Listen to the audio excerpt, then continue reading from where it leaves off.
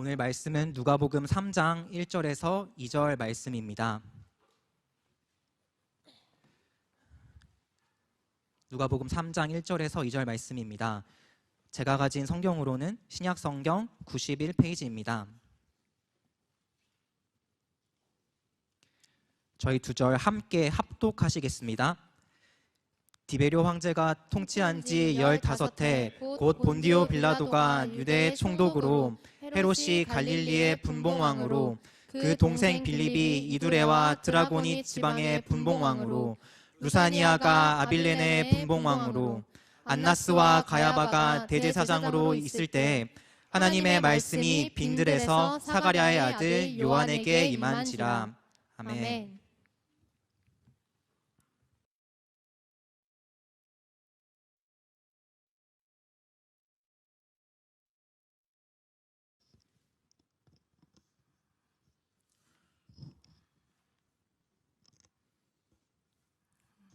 전혀 그럴 수 없는 자매였는데 하나님이 정말 우리 사랑하는 자매를 계속 온전하게 만들어 가시는 줄 믿습니다. 아마 주변에 아시는 분들은 잘 아실 거예요. 그래서 늘 기도해 주시고 격려해 주시고 사랑으로 함께 해 주신 우리 모든 공동체에게 감사한 마음을 표하고 싶습니다.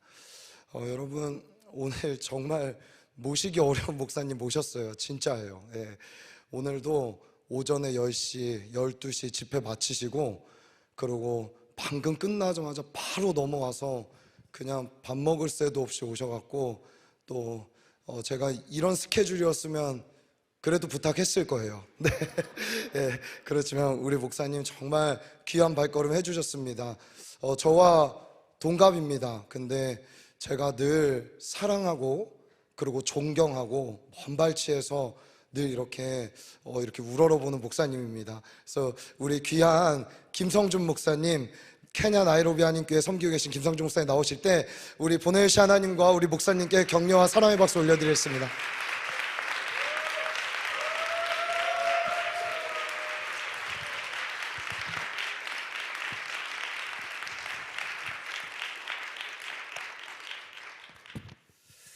잠깐 기도하겠습니다.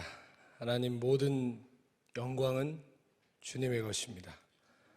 주님께서 이 시간도 시냇가 푸른나무 청년교회 가운데 임하여 주셔서 메마른 뼈와 같은 죽은 자들이 살아나게 하시고 우리 안에 그 믿음이 식어져 방황하는 영혼들이 주님의 못자국난 손과 창에 찔리신 그 옆구리를 바라보며 다시 한번 나의 주 나의 하나님이라고 고백할 수 있는 이 예배 되게 하여 주시옵소서.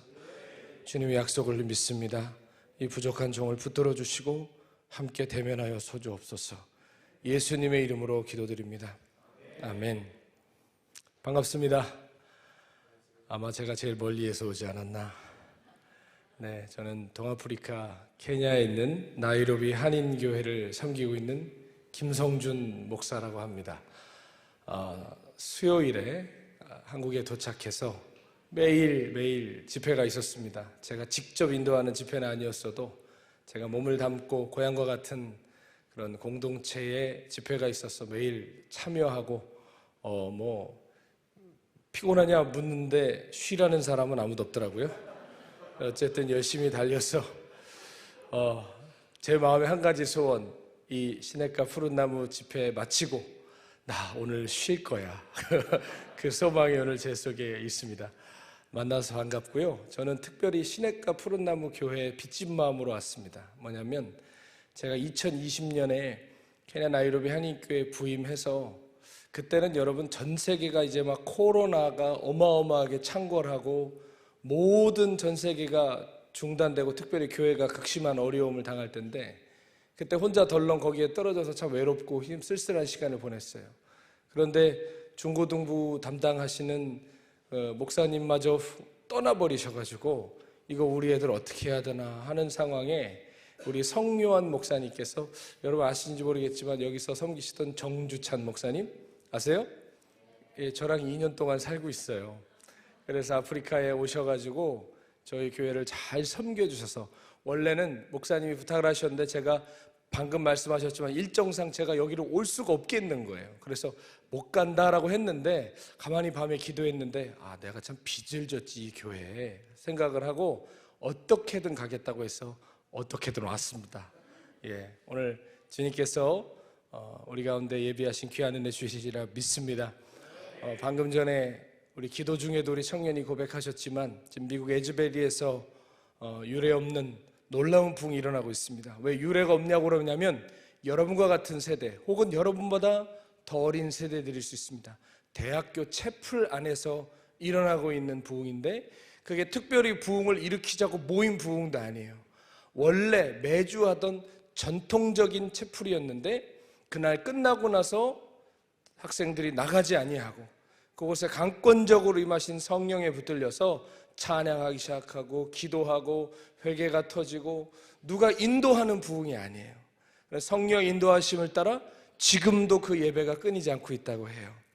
점점점 성령의 역사가 깊어지면서 그 안에서 귀신이 떠나가고 병이 낫고 주님이 찾아오시는 놀라운 간증들이 이루어지고 있습니다.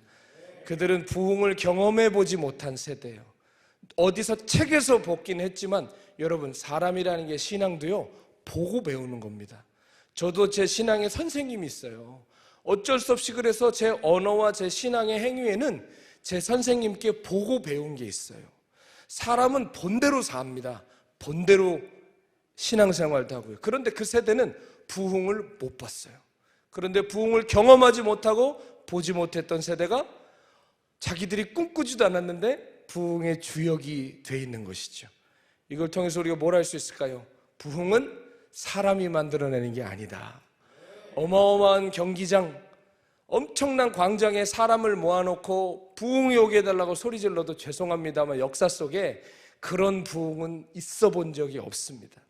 모든 부흥은 한번 따라해 볼까요? 생각하지 않은 장소에서 예상하지 않은 사람들을 통해 모든 역사의 부흥은요 생각하지 않은 사람들을 통해서 예기치 않은 장소에서 일어났어요. 건초더미에 소나기가 비가 와가지고 잠깐 우리 여기서 쉬었다 가자, 잠깐 지냈다 가자 들어갔는데 거기서 우리 이렇게 있지 말고 기도하자고. 그래서 4-5명의 청년이 기도한 것이 건초더미 기도회가 되어서 당시에 놀라운 부흥과 선교운동이 시작됐어요. 1904년에 웨일즈의 부흥운동은 탄광에 있던 이반 로버츠라는 청년이 그 탄광 속에서 하나님을 갈망하며 기도하기 시작했어요. 탄광에서 광부를 통해 부흥이 일어났어요. 우리나라에 있던 평양 대부흥운동도 어떻게 일어났죠? 누구를 통해 일어났죠? 길선주 장로님. 길선주 장로님 말이 장로님이죠. 원래 도교의 도사 출신이에요. 도 닦는 사람이었다고.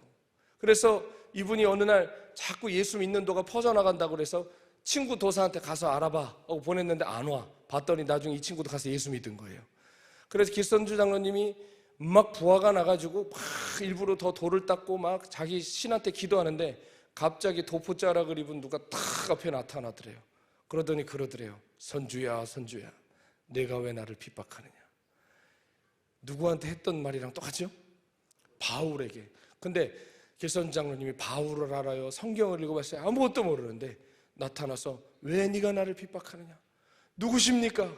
나는 네가 핍박하는 예수다. 그래서 길선 장로님이 거기서 회심을 하고 나중에 평양신학교 1회 졸업상이 돼서 장로님이 되는데 당시에 길선 장로님은 거의 장님 수준일 정도로 여러분 그렇게 부족했던 사람이고 평양 대부흥운동 어떻게 일어나는지 아시죠? 아무 은혜가 없어가지고 길선주 장로님이 앞에서 자기 죄를 회개해요.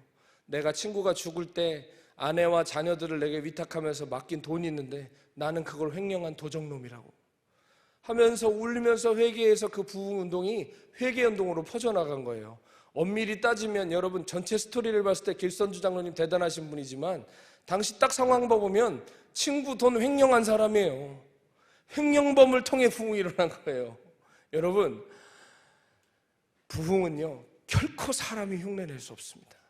성령께서 주관을 하시는데 단 중요한 단서가 있어요. 그 부흥의 장소에는 무명자들이 모여서 기도하고 생각하지 않은 장소에서 그 일이 일어나지만 그 부흥의 주역들이 있어요. 근데 그 주역들을 보면 공통점이 있는데 하나님을 갈망하는 사람들이에요. 하나님을 갈망하고 그 마음이 낮아져서 주님을 간절히 구하는 사람들이었어요. 하나님께서 그들에게 말할 수 없는 놀라운 부흥의 불을 부어주셨습니다. 오늘 이 시내가 푸른나무 교회도 그 부흥의 불 임하기를 축원합니다. 제가 작년에 미국의 뉴욕에 집회가 있어서 갔다가 주변에 보스턴에 아는 분이 저를 초청을 하셔서 갔는데, 간 김에 근처에 미국의 청교도들이 제일 먼저 상륙하고 신앙생활했던 동네가 있다는 거예요. 우리가 추수감사절 지키죠. 그게 유래가 된 동네가 가깝다는 거예요. 여러분 같으면 가보고 싶겠어요? 안 가보고 싶겠어요? 가보고 싶죠. 그래서 거기를 시간 내서 갔습니다. 근데 깜짝 놀란 게 그 배도 있고 그 유적도 있는데 동네가 무지개 깃발이 휘날리는 거예요. 동성애 게이 동네가 돼 있어요. 여러분, 미국의 영적, 역사적 정체성이 있는 동네가 그렇게 이미 사단이 붙들고 있는 동네가 됐고, 하버드 대학에 가보니까 하버드 대학에도 무지개 깃발이 휘날리고, MIT에 가도 그렇고, 원래 그것들이 다 신학교로 시작한 학교들이에요. 청교도들이 세운 학교인데 지금 완전히 사단들이 장악하고 있는 것 같더라고요. 저는 그때 잠시나마 인간의 눈으로 그렇게 생각했어요. 미국은 끝났다. 그런데 하나님이 끝났다고 할 때까지 어떤 것도 끝나지 않더라고. 이번에 만약에 주님께서 아이비리그의 부흥을 일으키셨다면, 야, 저 사람들 똑똑하고 주님도 잘 믿어? 했을 텐데, 여러분 에즈벨이라고 들어봤어요? 라즈베리는 들어봤지 우리가. 블루베리는 들어보고. 에즈벨이는 무슨 벨인지 모르는데 미국의 켄터키주라고 그 KFC 있죠? 그거 나온 동네 벌판이에요. 거기에 있는 이름 없는 학교에서 누구도 주목하지 않는 학생들에게 주님이 찾아오셨습니다. 하나님 오늘도 능히 그 일을 할 수 있으신 주님이신 줄로 믿습니다. 아까 말씀드렸죠. 부흥의 주역들은 그 속에 갈망이 있습니다. 그럼 우리 안에 주님이 주실 개인의 부흥이든 우리 사회의 부흥이든 교회의 부흥이든 경험하려면 우리 속에 뭐가 있어야 될까요?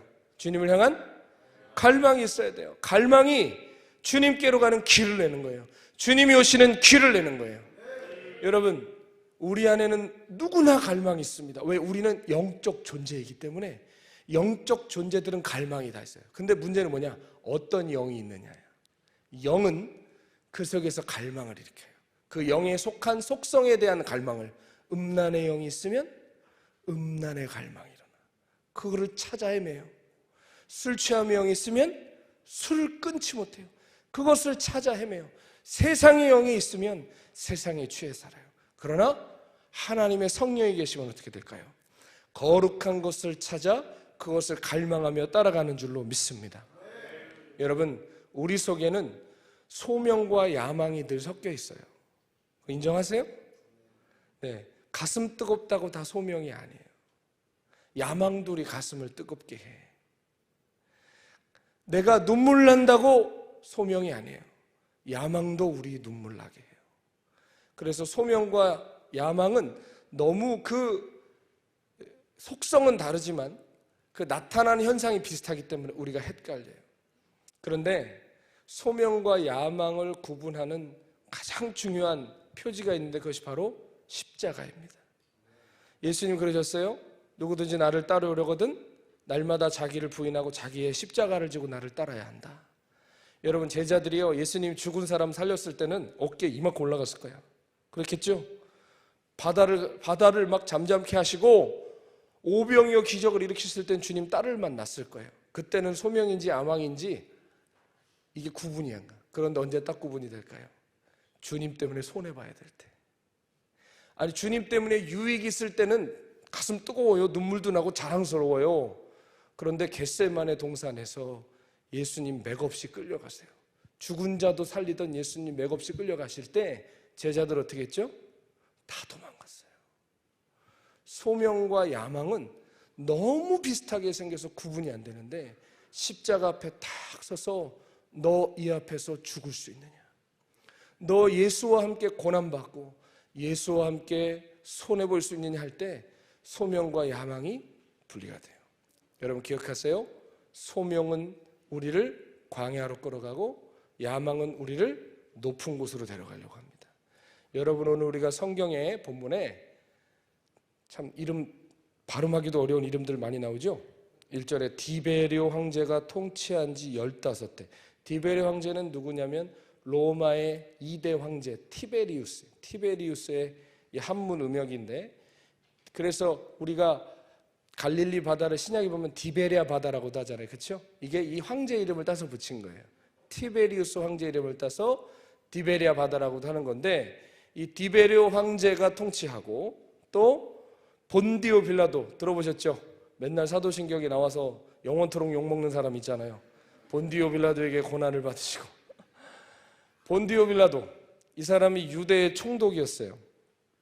헤롯이라는 사람이 갈릴리 분봉왕. 분봉왕은 뭐냐?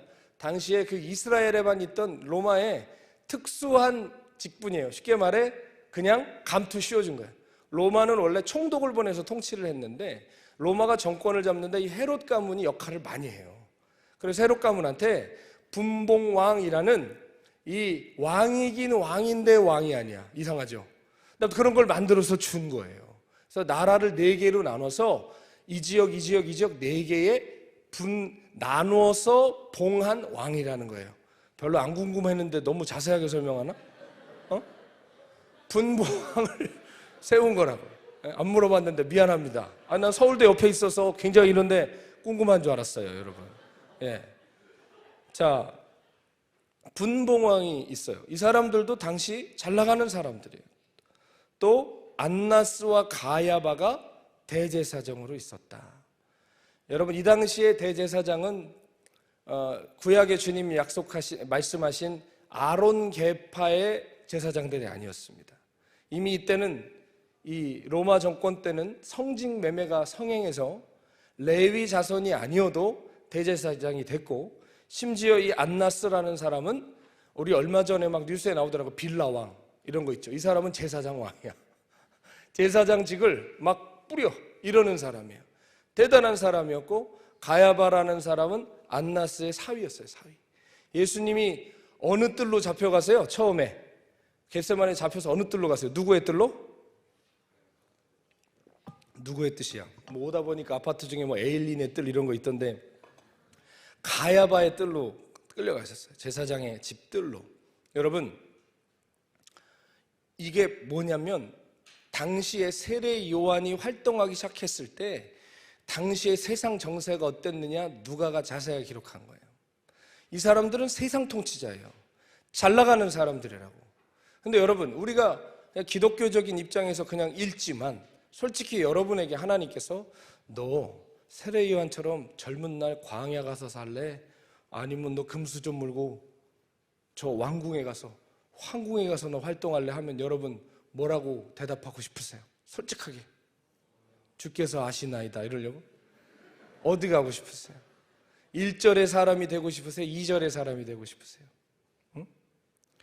우리는 대부분 1절의 사람이 되고 싶어요. 높은 데로 올라가고 싶어. 그렇죠? 대박을 치고 싶고요. 성공하고 싶고요. 내 자식에게도 금수저 물려주고 싶어요. 여러분, 저는 이 옆에 오면서 서울대학교를 이렇게 지나오면서 기도했어요. 하나님, 이 민족을 이끌 지도자들이 여기서 나올 텐데 하나님, 이 학교에 부흥을 주시고 이 학교에서 그냥 하나님의 사람들이 일어나게 해 주시옵소서. 여기서 서울대 근처에 있는 교회라서 다 서울대 다닐 거라고는 생각하지 않아요. 분명하게 다른 데도 있겠지. 그런데 이상하게 우리는 또 어디냐, 뭐 사대문 안에 있냐, 바깥에 있냐, 경기권이냐, 그 밖이냐, 이런 걸로 굉장히 서로 마음의 프라이드를 느끼기도 하고 열등감을 느끼기도 하고 그렇게 살 때가 있어요. 여러분, 예수님 우리에게 말씀하신 나라는 하나님의 나라예요. 그렇죠? 복음은 하나님 나라의 복음이에요. 마태복음은 천국 복음이라고 그랬죠. 근데 마가, 누가, 요한은 하나님 나라의 복음이라고 그랬어요. 하나님 나라의 복음은 영어로 하면 킹덤입니다. 그러면 하나님 나라의 통치 체제가 뭔지 아시겠죠? 왕이 통치하는 거예요. 그러니까 백성들이 다수결을 한다든지 투표를 한다든지 발표를 한다든지 그런 건 없어요. 하나님의 완전한 주권과 통치가 미치는 것이 하나님 나라예요. 그리고 그 복음은 하나님 나라의 복음이에요. 복음은 예수 믿어 천당 가시오. 실은 이거는 복음이 아주 축소되고 복음의 가장 끝자락에 있는 내용이에요. 복음의 더 중요한 내용은 뭐냐면 복음은 복된 소식인데 뭐가 복되고 기쁜 소식이냐? 하나님의 나라, 하나님이 통치하신다는 거예요. 즉 복음을 믿으라는 건 무슨 말일까요? 하나님의 뭘 받으라고요? 통치를 받으라는 거예요. 그러므로 예수 믿는다 와서 펄펄 뛰고 눈물을 흘리고 해도 그의 삶 가운데 하나님의 통치가 나타나지 않으면 복음은 그 사람에게 아무것도 아닌 거예요. 이해가세요? 그래서 마태복음 7장에 보면 예수님 뭐라고 하세요? 나더러 주여 주여 하는 자마다 다 천국에 가는 것이 아니라 하늘에 계신 내 아버지의 뜻대로 행하는 자라야 들어가리라. 아멘. 주여 주여 한다고 천국 가는 게 아니라, 모태신앙으로 태어나 주일날 교회 온다고 천국 가는 게 아니라, 정말 예수님이 나에게 왕이 되셔서 하나님의 그 통치가 나타나기 시작해야 된다고요. 하나님의 통치가, 여러분 그럼 통치는 어떻게 나타나? 왕이 그때마다 말하는 게 법이 돼버리면 여러분 그거 무서운 거 아니에요? 기분 따라 할 수 있잖아요. 왕이 뭐를 해요? 통치를 할 때 법령을 내리잖아요, 왕이. 그래서 그것을 기준으로 통치를 해요. 왕이 우리를 위해 통치하기 위해 내린 법령이 있어요. 그게 뭘까요? 하나님의 말씀이에요. 그럼 하나님의 통치를 받는다는 건 뭘까? 하나님의 말씀에 순종하는 거예요. 아멘. 그러므로 믿음과 행위는 분리되는 게 아니에요. 정말 예수님을 믿는다면 예수님을 따라갑니다. 예수님 말씀을 믿고 순종한단 말이에요. 아시겠죠? 여러분 저도 모태신앙이에요. 저는 증조 할아버지가 목사님이었어요. 장난 아니지. 그러니까 우리 집은 예수를 안 믿으면 핍박받는 게, 예수를 믿으면 핍박받는 게 안 믿으면 핍박받았어. 교회 안 갔어. 난리야. 그날 다리 몽둥이 부러지는 거예요. 헌금 떼어먹었다는 큰일 나는 거예요, 그날. 그러니까 우리 집은 대단한 집안이었어요. 저는 당연히 구원받은 줄 알고 살았죠. 내 구원은 누구도 흔들 수 없어. 왜? 나는 모태신앙이니까. 나는 예수님 믿으니까. 그런데 전 예수님 믿는 게 아니더라고요. 제가 머리가 크기 시작하고 청소년기가 들어가기 시작하고 하니까 신앙의 의문이 되기 시작하고 내가 안 믿기는 게 너무 많고, 그러다 보니 뭘 위해 살아요? 육신 따라 살죠. 당장 눈에 보이고 즐거운 거 위해 살죠. 그렇게 질펀하게 살던 어느 날 하나님을 깊이 경험하는 시간이 있었어요. 그때 제가 하나님 앞에 돌아설 때 정말 회개했던 것은, 10가지가 구원받으려면 10가지가 필요한데 내가 8가지밖에 못해서 2가지가 아쉬워온 게 아니라, 주님의 십자가 앞에 서보니까 나는 하나도 한 게 없더라고요. 아무것도 없는 빈털털이더라고요. 그래서 제가 가짜임을 깨닫고 하나님 앞에 회심하고 돌아왔습니다. 사랑하는 여러분, 회심은 우는 게 아니라 하나님께 돌아서는 거예요. 그래서 주님을 따라가는 거예요. 요즘 이 시대의 교회가 이상한 구원을 만들어놨죠. 여러분 제주도 가시면 흑돼지 드시잖아요, 그렇죠? 흑돼지 드실 때 막 간판에 보면 검은색 돼지들 있죠. 여러분 속지 마요. 그 돼지 아니에요. 그거는 천연기념물이라 그거 먹으면 철컹철컹이야.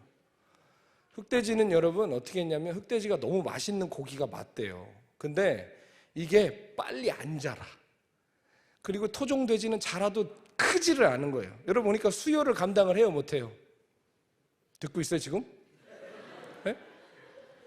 수요를 감당을 해요, 못해요? 나 지금 누구랑 얘기하는 거야? 네? 수요를 감당을 못하니까 어떻게 했느냐, 저 서양에 새끼들 쑥쑥 낳고 막 몇백 킬로씩 쓰는 돼지 있죠? 이거랑 교배를 시켜서 이전에 없었던 종자를 만들어낸 거예요.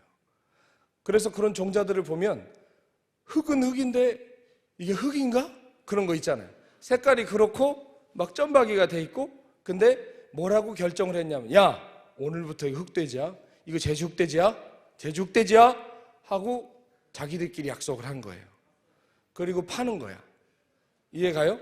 여러분 저는 흑돼지를 파시는 분들이 사기를 친다는 얘기가 아니라, 흑돼지는 그렇게 상용화 시킬 수 없다는 얘기를 하고 싶은 거예요. 이해가세요? 여러분 맛있잖아요. 어쨌든 맛있고 우리가 먹잖아요. 그건 문제가 없어. 근데 문제는 뭐냐면, 예를 들어 구원에 대해서 우리가 그렇게 만들어 놨어. 야 이게 구원이야? 그냥 교회 와서 제자 양육 끝나고 영접기도 하고 그냥 뭐 하면 구원받는 걸로 해? 구원이야? 이게 구원이야? 이게 구원이라고? 우리끼리 만들어 놓고 구원 장사하는 사람들이 많아. 이해가세요? 여러분 정말 구원이 뭔가? 성경을 살펴봐. 성경이 뭐라고 하냐? 예수님이 하나님 나라에 대해서 뭐라고 하셨는가? 정말 내가 이렇게 믿어도 되나? 나 이렇게 그냥 따라가도 되나? 여러분, 우리의 영혼과 관련된 일이에요. 식당을 갔는데 불친절해? 안 가면 돼, 여러분. 그런데 평생 여러분이 교회를 다녔는데 여러분 잘못된 구원을 배우고 살았다면 여러분 이것처럼 영혼을 잃어버리는 거예요. 여러분 더 무서운 건 뭔지 아세요? 제가 이렇게 구원에 대해서 얘기하면 교회에서 사람들이 의심부터 해요. 저거 구원파 아니야? 저 구원파 아니에요. 신천지는 더더욱 아니고요. 여러분 이게 무서운 거예요. 구원에 대해서 당신 구원받았습니까? 여러분 이건 합리적인 의심 아니에요? 여러분 의심이 돼서 의심해 소중할수록 자주 확인하는 거잖아. 그죠? 자기 나 사랑해? 그거 왜 물어봐? 왜 물어보냐고. 근데 의심이 돼서 물어보는 게 아니라 확인하는 거 아니야. 소중한 거니까. 그렇죠? 구원을 왜 물어볼까? 가장 중요하기 때문에. 아멘? 그러니까 내가 이렇게 믿어도 되나? 정말 너는 천국 갈 수 있나? 생각해보란 말이에요. 아멘? 여러분 정말 구원받고 그 속에 성령이 계신 사람은 하나님의 킹덤 마인드를 가지고 살아요. 근데 세상은 그리고 이 복음이 어그러진 이 잘못된 이 메시지들은 우리를 킹덤이 아니라 자꾸 크리스텐덤으로 끌고 가요. 크리스텐덤은 뭘까? 기독교 왕국이 크리스텐덤이에요. 중세시대처럼 나라가 기독교가 되고 왕이 기독교인이 되고 기독교 안 믿으면 다 죽이고 쫓아내고 하는 그런 거 있죠. 그래서 크리스텐덤의 현대적 형상이 뭐예요? 장로님 대통령 만들기, 기독당 만들기 이런 거죠. 여러분 이건 크리스텐덤이에요. 킹덤은 뭐냐? 그 속에 참으로 예수님을 왕으로 모신 사람이 자신의 삶의 현장이 어디든 거기에서 하나님의 통치를 나타내는 거, 그게 킹덤이야. 우리가 막 나가서 소리 지르고 헤게모니를 장악하고 사람을 많이 모으고 광장으로 달려가고, 여러분 그렇게 해서 이 나라의 헤게모니를 장악한다 해서 하나님 나라가 오는 게 아니에요. 크리스텐덤의 끝으로 갔을 때 일어난 일이 뭘까? 전 세계 역사에 서양 역사지. 크리스텐덤의 끝자락에 갔을 때 결국 일어난 일, 십자군 전쟁이에요. 십자군 전쟁. 가서 다 죽이는 거야. 이해가세요? 성지탈환 다 죽이는 거라고. 여러분 크리스텐덤이 아니라 킹덤 마인드를 가야지. 크리스텐덤의 마인드에 속으면 어떻게 될까? 자꾸 위로 올라가. 엘리트주의, 고지론으로 간다고요. 똑똑해야 돼, 돈 많이 벌어야 돼, 수단과 방법을 가리지 마. 위를 장악해, 기독교 왕국 세워, 가서 하라고. 여러분 이런 메시지가 20년 전만 해도 유행했어요. 저 고등학교 다닐 때 요셉은 꿈의 사람이었다는 거예요. 꿈을 꾸라는 거예요. 여러분 그래서 영향력을 발휘하라는 거예요. 올라가라는 거예요. 유명한 사람 되라는 거예요. 여러분 정말 그럴까요? 여러분 그럼 왜 주님은 갈릴리에 나셔서 갈릴리 어부들과 다니셨을까? 예루살렘 가서 엘리트들 불러야지. 그렇지 않겠습니까? 왜 하나님은 항상 낮고 천하고 약한 자를 부르셔서 당신의 뜻을 나타나셨을까? 강하고 똑똑하고 금수저 묽은 사람들 써야죠. 여러분 하나님의 방법은 나 말씀드렸어요. 내가 생각하지 못한 곳에서 내가 생각하지 않았던 사람들을 통해 일어납니다. 오늘 3장 1절은 세계사에도 기록되어 있는 유명한 사람들의 이름이 써져 있어요. 그런데 하나님의 카메라 앵글이 내가 이 사람들 쓸 거다가 아니라 이런 사람들이 있었는데 하면서 앵글이 확 돌아가죠. 어디로? 광야로 돌아가. 광야로. 아무도 없는 광야로 들어가. 로마의 황궁도 아니고 예루살렘의 왕궁도 아니고 총독 관저도 아니고 예루살렘 성전도 아니고 주님의 앵글이 광야로 확 돌아간다고. 거기에 누가 있었어요? 세례 요한이라는 청년이 서 있었어요. 그 사람은 남들이 볼 때는 광인이었어. 미친 사람. 약대토록 낙타의 가죽옷을 입고 바위에서 나는 꿀을 먹고 메뚜기를 먹고 사는 정신 나간 사람 같아 보였는데 2절이 뭐라고 얘기해요? 빈들에서. 빈들은 에레모스라고 하는 건데 광야예요. 광야에서 사가랴 아들 요한에게 뭐가 임해요? 하나님의 말씀이 임했다. 아멘. 그러면서 하나님의 이야기가, 복음의 이야기가 시작되는데, 여러분 기억하세요? 광야에서 하나님의 말씀이 임한 사람을 통해 하나님은 일하신다는 거예요. 하나님은 오늘 누굴 쓰실까요? 광야는 하나님을 만나는 곳이에요. 인생은 고달퍼도 하나님을 만나는 장소가 광야예요. 그건 설명 길게 안 하겠습니다. 우리 인생의 광야로 들어가서 하나님 앞에 서서 그 말씀이 임하기까지 기다리는 사람들. 여러분, 세례 요한은 사가랴 아들이라고 그랬죠? 사가랴는 대제사장은 아니었지만 대제사장이 될 수 있는 높은 제사장 그룹의 사람이었어요. 그의 아들이었어요, 요한은. 그럼 요한도 가만히만 있으면 뭐가 되는 거예요? 제사장이 되는 거예요. 당시 유대 사회에 엘리트가 될 수 있는 금수저 물고 태어났다고. 그런데 하나님이 그를 강권적으로 어디로 끌고 가세요? 광야로 끌고 가셨어. 거기에서 뭐가 임할 때까지?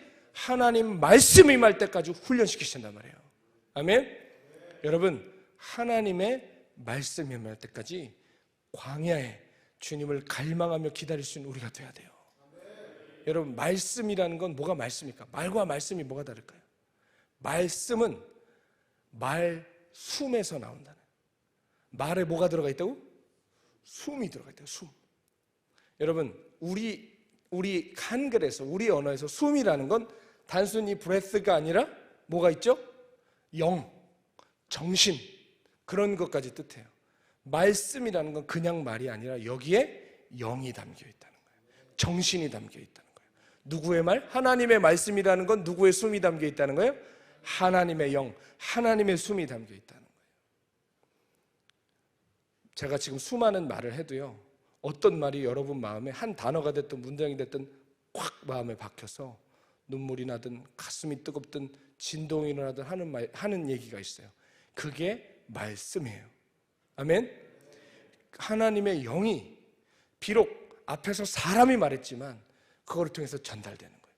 여러분, 이것도요, 하나님의 영이 임하지 않으면 2000년 고문서예요. 이거 삼국사기 삼국유사보다 오래된 책이에요. 아시죠? 이거 하나님의 영이 임하지 않으면 죽은 문자라고. 그런데 하나님의 성령께서 이 말씀에 깃들어 역사하시고 이 말씀을 믿고 순종하는 자에게 당신의 살아계심을 보여주시는 거예요. 아멘? 그래서 여러분, 저는 여러분에게 도전해요. 하나님의 말씀이 참임을 세상에 증언하는 증인이 되셔야 돼요. 여러분, 요즘요, 겉멋든 신앙인들이 너무 많아. 여러분, 신앙의 문화가 너무 발달하고 신앙의 언어가 대단해졌어요. 그러다 보니까 언어는 늘어, 신앙의 문화는 늘어. 제가 아프리카에 있다가 한국에 제가 처음 왔어요, 지금 갔다가. 근데 충격에 빠진 건 뭐냐면 청년 집회를 왔는데 찬양을 하나도 모르겠어. 그리고 문화가 점점 빨리 발달해, 교회 문화도. 막 일어나서 막 박수도 치고. 제가 지지난주에 저희 그 한국에서 어떤 팀을 초청해서 저희 케냐에 있는 한인 청소년들 집회를 했거든요. 와가지고 찬양하는데 진짜 한 곡도 모르겠는 거예요. 그리고 무슨 나이트클럽에서 나온 음악처럼 막 바바바바바바바바 하는데 저는 이거 모르겠는 거예요, 앉아가지고. 여러분, 그럴 수 있어요. 지금 우리가 부르는 기타 치고 찬양하고 이것도 여러분, 저 어릴 때 저희 교회 드럼 들어올 때 거의 교회 분리될 뻔했어요. 어떻게 거룩한 제단에 세상 악기를 놓느냐.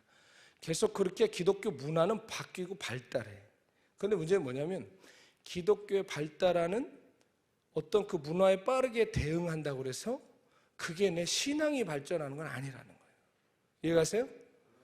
일어나서 찬양하고 두 손을 들 줄 안다고 그게 신앙이 아니야. 내가 남들보다 좀 더 기독교적인 언어를 갖고 있다고 해서 그게 신앙 좋은 게 아니에요. 여러분, 성규환 목사님처럼 훌륭하신 청년 목사님 여러분 목양 받으실 수 있다는 건 큰 축복이라고 저는 믿습니다. 왜냐하면 지금 마지막 때에 여러분, 성경에 보면 예수님께서 마태복음 24장에 말세가 되면 사람의 미혹을 조심하라고 하시면서 이단과 거짓 선지자를 말씀하셨어요. 내가 그리스도라고 하는 사람들이 있을 거래요. 이 사람들 이단이잖아요, 그죠? 근데 이단은 금방 눈에 들어와요, 자기가 그리스도라고 하니까. 근데 거짓 선지자들이 있어요. 거짓 선지자. 자, 퀴즈. 교회 바깥에 있을까, 안에 있을까? 안에 있어요. 근데 그게 누굴까라고는 또 굳이 생각하지 마세요. 얼마든지 존재할 수 있다는 거예요. 알겠죠? 여러분, 거짓 선지자는 다른 게 아니에요. 진리 아닌 것을 전하는 사람이 거짓 선지자예요. 진리 아닌 것을 하나님 말씀처럼 얘기하는 사람이 거짓 선지자지, 뿔 달고 나타나지 않는다고요. 광명한 천사의 옷을 입고 양복 입고 나타나서 여러분에게 하나님 말씀을 이렇게 전하는데 보면 아니야, 하나님 말씀이. 크리스텐덤을 전하는 사람들이 있어요. 여러분, 그런 사람들을 조심하셔야 돼요. 근데 그런 시대 가운데 우리 성령 목사님처럼 정말 진리를 전하는 목사님 만난 걸 여러분 정말 축복으로 여기셔야 될 줄 믿습니다. 걱정하지 마세요. 성령 목사님이랑 짜고 얘기한 거 아니니까. 제가 진짜 사랑하고 존경하는 우리 목사님입니다. 여러분, 그러다 자꾸 우리가 신앙에 겉멋이 드니까 어떻게 되느냐면 내가 신앙이 있는지 없는지도 모르고 정말 자기끼리 취해서 살아요. 밤에 한국에 보면 재밌는 게 밤에 운전할 때요, 라이트를 끄고 다니는 사람들이 있어요. 근데 여러분 그거 아세요? 본인은 불을 켰다고 생각할까 껐다고 생각할까? 켰다고 생각하죠. 왜요? 주변이 너무 밝거든. 그러다 언제 깨닫는 거예요? 컴컴한 터널에 들어가거나 산길에 들어가면 깨닫는 거예요. 내가 불 꺼진 거. 여러분, 시냇가 푸른나무 이 좋은 청년 공동체 안에서 같이 지낸다고 해서 같은 언어를 쓰고 같은 예배를 드린다고 해서 여러분이 빛을 비추고 있는 건 아니에요. 옆에 있는 사람들이 밝고 메시지가 빛을 발하고 이 은혜의 공동체 안에 있기 때문에 나도 빛 가운데 있는 것이지 결코 나도 빛을 발하는 건 아니라고요. 아시겠어요? 저도 젊은 날 몸을 담고 생명을 갈아 바친 저의 공동체가 있어요. 근데 제가 10여 년 전에 선교지에 처음 나가 떨어졌을 때 제가 제일 먼저 경험한 것은 나는 아무것도 없구나. 내가 내 선생 되시는 멘토 목사님의 언어가 내 입에 있고 그분의 몸짓과 그분의 사역의 모습이 내 사역에 있을지라도 내 삶에 위기가 닥치고 내 삶에 어려운 일이 당했을 때 저는 기도조차 제대로 하지 못하는 불 꺼진 인생이더라고요. 제가 그래서 거기서 각성이 일어나서 다시 기도를 시작하고 다시 하나님 바라보기 시작했어요. 사랑하는 여러분, 내 것이 아닌데 내 것이라고 착각하는 일이 없기를 축복합니다. 정말 하나님 앞에 깨어서 빛을 발하는 하나님의 자녀들 되기를 축원해요. 여러분, 그래서 제가 뭔 얘기하고 싶으냐, 여러분의 인생의 광야 가운데로 나가서 하나님의 말씀이 임할 때까지 여러분 훈련하세요. 하나님 말씀이 임하는 날 광야에 있어도 온 세상 사람이 여러분에게 주목할 거예요. 아무도 모르는 곳에 있어도 온 세상 사람이 여러분에게 나와 그 말씀을 들을 거예요. 저는요 17살 때 하나님을 만났어요. 하나님을 만나고 뜨겁게 저를 헌신해서 주님을 따라가기 시작했습니다. 물론 신학교에 가거나 목사가 되고 선교사가 된다는 생각은 못한 것이, 아까 말씀드린 것처럼 저희 증조 할아버지께서 목사님이셨고 당시에, 여러분 지금은 목사 되는 게 죄송한 얘기지만 어렵지 않지만 당시에는 목사가 돼서 산다는 건 쉬운 일이 아니었어요. 굶고 배고프고, 얘기를 들어보면 주일날 5교회를 섬기셨답니다. 사역자가 없어서 아침 7시부터 예배를 드리러 A교회, B교회, C교회 자전거 타고 다니시면서 말씀 전하시고, 6.25 때 저희 증조 할머니 돌아가시고, 아무튼 예수님 믿다가 온갖 핍박과 가난을 다 경험한 집이에요. 그래서 저희 할머니가 저보고 늘 어릴 때부터 얘기하는 게, 직분까지 정해줬습니다. 예수 잘 믿고 충성하여 장로 되라고. 그리고 뒤에 한마디 꼭 붙이셨습니다. 목사는 되지 말라고. 왜냐하면 그 목사집 맏며느리셨거든요. 그러니까 그 시대의 풍파를 다 맞으신 거예요. 일제시대, 한국전쟁, 이거 예수 믿는 사람도 얼마나 풍파 많았어요 그때. 저는 주님을 뜨겁게 만났는데 감히 종이 되겠다는 고백을 못했어요. 어릴 때부터 그렇게 배웠기 때문에. 그러다 고등학교 3학년 올라가던 무렵에 하나님이 강권적으로 저를 부르심을 느꼈고, 저 또한 주님을 위해 저의 삶을 온전히 드리고 싶어서 제가 당돌하게도 주님의 종이 되겠다고 결단을 하고 신학교에 들어갔습니다. 신학교에 들어갔는데 들어갔던 무렵에 저희 목사님을 만났어요. 목사님을 만났는데 이 목사님은 성경의 표현을 빌리자면 흠모할 만한 것이 하나도 없어요. 이 시냇가 푸른나무교회 담임 목사님 신용백 목사님처럼 다 멋지시고 교회 규모도 있고 교단의 영향력도 있으시고 어떤 신학생이든 이런 분 밑에서 배우고 싶을 거예요. 근데 저는 장로교 출신이에요. 원래 신학교도 장로교 학교 나왔고, 그런데 제 스승 목사님은 감리교 목사님이에요. 근데 감리교 목사님이 그 부흥회에 참석했다가 만났는데 저를 전도사로 오라고 그러시는 거예요. 이제 막 고등학교 졸업하려고 그러는데 저 못 간다고 그랬어요. 근데 이분이 뭐라고 그러시냐면 기도를 하면 주님께서 네가 올 거라고 그러셨다는 거예요. 더 무섭잖아요, 여러분. 저게 무슨 얘기일까? 그거 왜 물어볼까, 온다라고 했으면. 그래서 저는 못 갑니다라고 했는데 여러분 정말 그분 말씀대로 성령께서 강권적으로 저를 가게 하셨어요. 근데 갔는데 이분이 거리에서 버려진 교도소 갔다 오고 몸 팔고 이런 애들을 데리고 사시는 분이었던 거예요. 자, 신학교 1학년생 중에 그런 데서 살고 싶은 사람 있을까? 여러분, 직장을 딱 얻는데 삼성 들어가고 싶어요? 아니면 저기 어디 뚝방촌 같은 데 가서 일하고 싶어요? 말 하나 말하잖아, 그렇죠? 딱 갔는데 그런 애들이랑 살게 됐고요. 교회도 조금 했는데 강대상 앞에 옥장판 있죠, 옥장판이고 할머니들 까는 거, 그거 하나 딱 깔아주시더니 여기서 지내래요. 그 제가 뭐라고 말씀드렸냐면 우리는 집이 없나요? 그랬어요. 그러니까 없어 그러시는 거예요. 우린 여기서 살아. 그래서 제가 그 작은 교회에서 저의 주님의 종으로서의 사역을 시작했어요. 그런데 살면 살수록 처음에는 여러분 그거 아세요? 가짜들 속에 살다가 진짜를 만나면 내가 이상하다고 생각할까? 그 사람이 이상하다고 생각할까? 그 사람이 이상해. 왜냐하면 제가 처음 예수님 만날 때 우리 교회에 어떤 선생님 한 분이 오셨거든요. CCC 활동하는 선생님 한 분 오셨는데 이분이 막 울면서 기도를 하고 막 저보고 자꾸 형제님이라고 그러고 부담스럽게 막 이상한 거야, 이 선생님이. 그래서 모든 친구들이 다 웃고 이상하다고 손가락질했어요. 근데 어느 날부터 각성이 오더라고. 혹시 저 사람이 진짜고 우리가 다 가짜면 어떡하지? 근데 실은 그 각성에서부터 제가 주님 만난 길이 시작됐던 것 같아요. 처음에 그 목사님 좀 이상해 보이더라고. 새벽 3시 반에 일어나서 기도하기 시작하여 12시까지 기도하세요. 8시간, 9시간을 기도하시고, 그리고 거리에 있는 사람들이 이렇게 섬기시고 하시는데 저는 막 집회 다니고 막 이런 뜨거운 거 있잖아요. 그렇게 살고 싶은데 이 목사님 이대로 따라갔다 무슨 고아원 원장님 될 것 같은 거예요. 그래서 이거 어떻게 해야 되나 하고 있는데 어느 날부터가 어떤 각성이 오냐면, 야 그래, 진짜 하나님의 종이라면 이렇게 살겠다. 진짜 하나님의 종이라면 이렇게 사는 거겠다. 그런 생각이 들어오기 시작하면서 제가 그분의 삶에 함께 연합하게 됐어요.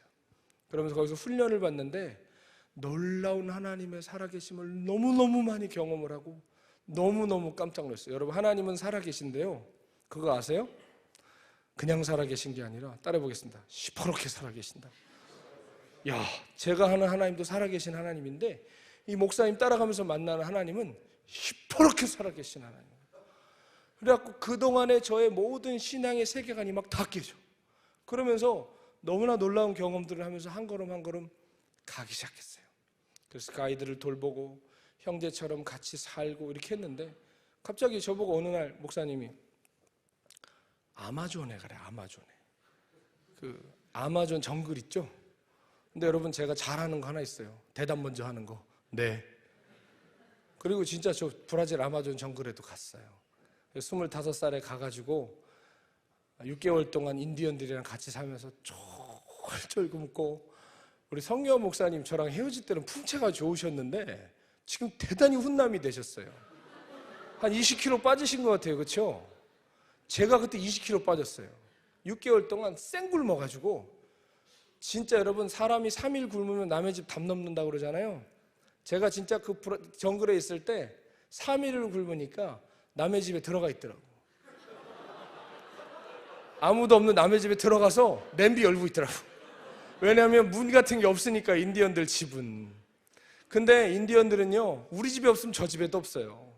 다 없어. 그래가지고 맨날 가서 강물만 퍼먹고, 아이고, 막 진짜 배를 골면서 거기서 그런 시간도 보내고, 그러면서 또 하나님께서 저를 참 영적으로 깊은 경험도 하게 하시고, 여러분, 굳이 그렇게 안 살아도 되잖아요. 그렇죠? 그런데 저는 무슨 얘기하고 싶냐면, 여러분에게 증언하고 있는 거예요. 저는 제 삶을 하나님께 갈아 바쳤어요. 다른 거 없어요. 그냥 주님을 진짜 사랑했고 주님의 영광을 보고 싶었어요. 그래서 뭐가 있다 그러면 일단 달려들었어요.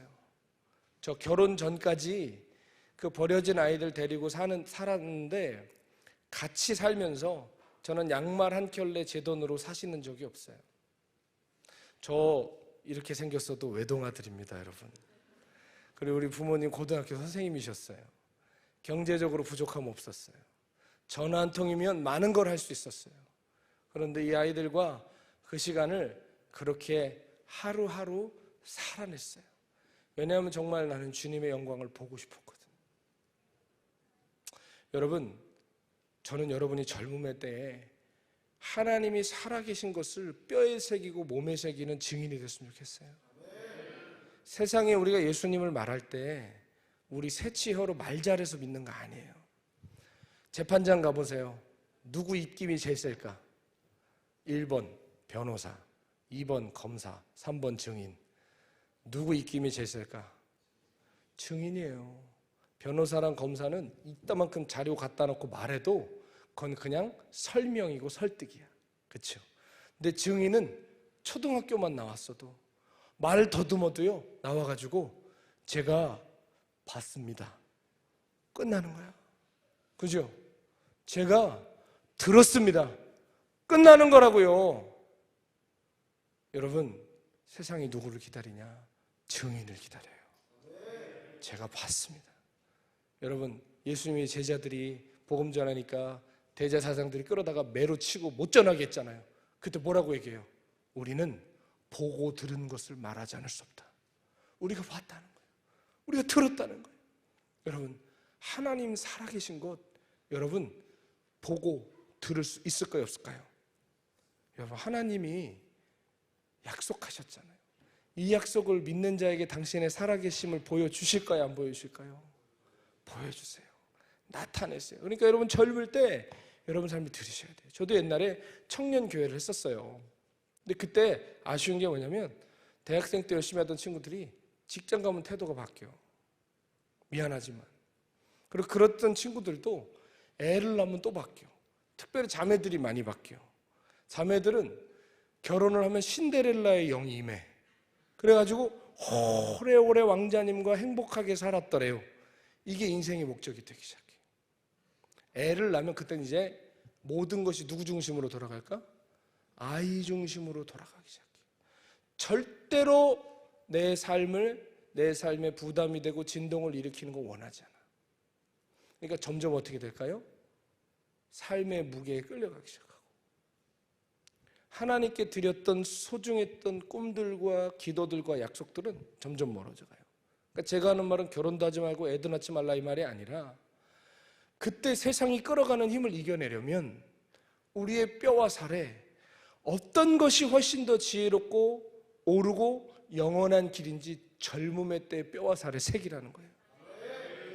여러분, 그러면 잘 기억하세요. 아까 얘기했죠. 갈망은 우리를 하나님께로 인도한다고. 그리고 세상의 갈망은 우리 세상으로 인도하는데, 여러분, 그 갈망의 길을 나만 갈까요?